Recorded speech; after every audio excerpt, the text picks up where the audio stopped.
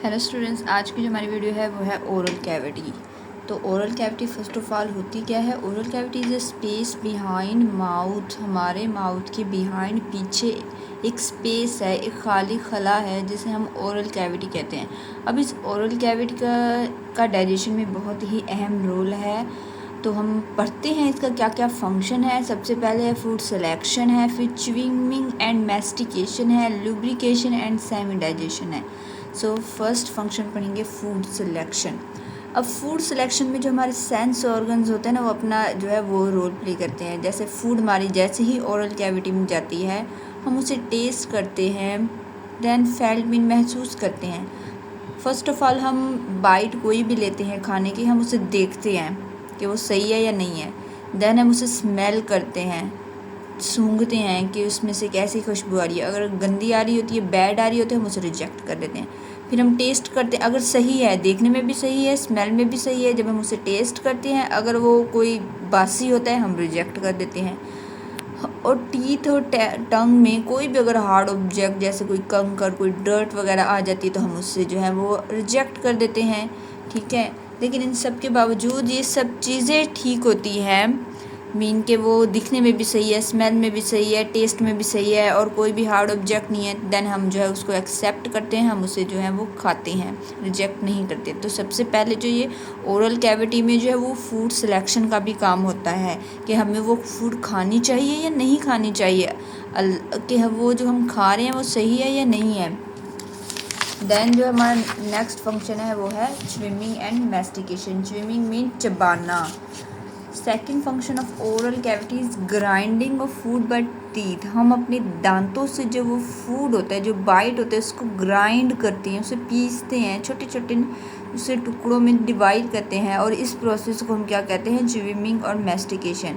This is useful because oesophagus can pass on small pieces. अब क्यों ये इतना यूजफुल है, मुफीद है? क्यों? हमारी जो खुराक की नाली है, जिसे हमने ओसोफेगस का नाम दिया, जिसे हम वुड लाइन भी कहते हैं, फूड लाइन भी कहते हैं, ये बहुत ही पतली होती है। इसके अंदर जो हम इतना बड़ा नवाला लेते हैं वो अंदर से गुजर नहीं सकता। वो नवाला जो है वो छोटे छोटे पीसेस में जब डिवाइड होगा तभी वो जो है वो खुराक की नाली से पास हो सकते हैं, नहीं तो इतना बड़ा जो है वो पास नहीं सकता नवाला।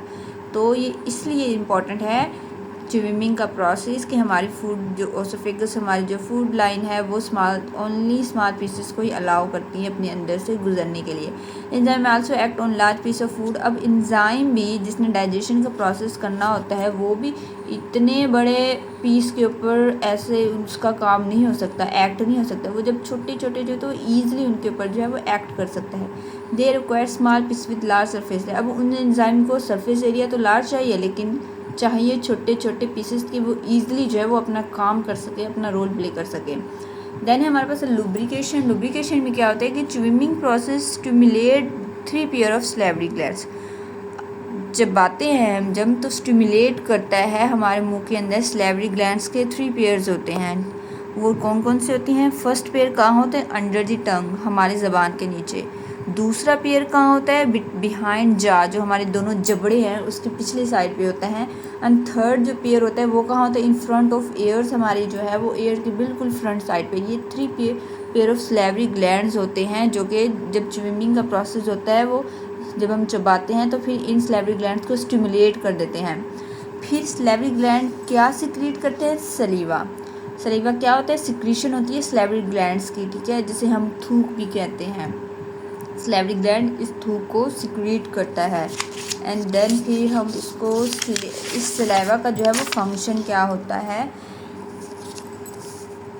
Saliva add water and mucus to food which act as lubricate to ease the passage of food through esophagus.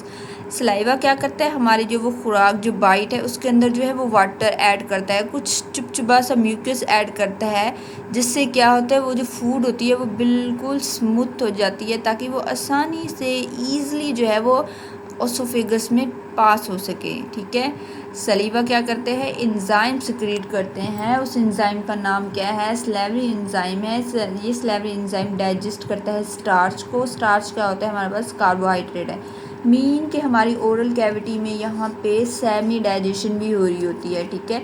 Starch क्या होते हैं, कार्बोहाइड्रेट्स होते हैं, मीन्स कि ये जो है वो पॉलीसेकेराइड्स होते हैं, ये थाउजेंड्स ऑफ ना ग्लूकोज के सब यूनिट्स होते हैं, थाउजेंड ऑफ पॉलीसेकेराइड्स होते हैं। ये जो है स्लेवरी अमाइलेज इसको तोड़ देते हैं डाइसेकेराइड्स में, या फिर कह सकते हैं कि ओलिगोसेकेराइड्स में। मीन कि अगर थाउजेंड्स ऑफ ग्लूकोज के ये यूनिट एक दूसरे के साथ अटैच होते हैं तो ये स्लेवरी अमाइलेज उसको जो है वो 10-10 यूनिट्स में या फिर 20-20 यूनिट्स में डिवाइड कर देते हैं, ठीक है। यहाँ पे कार्बोहाइड्रेट की सेमी डाइजेशन हो रही होती है। देखिए ओरल कैविटी में हम कह सकते हैं कि सबसे पहले हमारे माउथ में डाइजेशन का प्रोसेस स्टार्ट होता है कार्बोहाइड्रेट्स पे। हमारे मुंह के अंदर स्लेवरी ग्लैंड्स होते हैं, वो स्लेवरी ग्लैंड्स सलीवा सिक्रीट करते हैं, उसके अंदर एंजाइम स्लेवरी माइलेज होता है और वो क्या करते हैं, स्टार्च के ऊपर एक्ट करते हैं। स्टार्च कार्बोहाइड्रेट्स होती है, गंदम रोटी गंदम होती है ना तो फिर उसका डाइजेशन का प्रोसेस यहाँ पे स्टार्ट हो जाता है, ठीक है। तो ये याद रखने वाली एक बात है कि ओरल कैविटी में कार्बोहाइड्रेट्स की डाइजेशन होती है।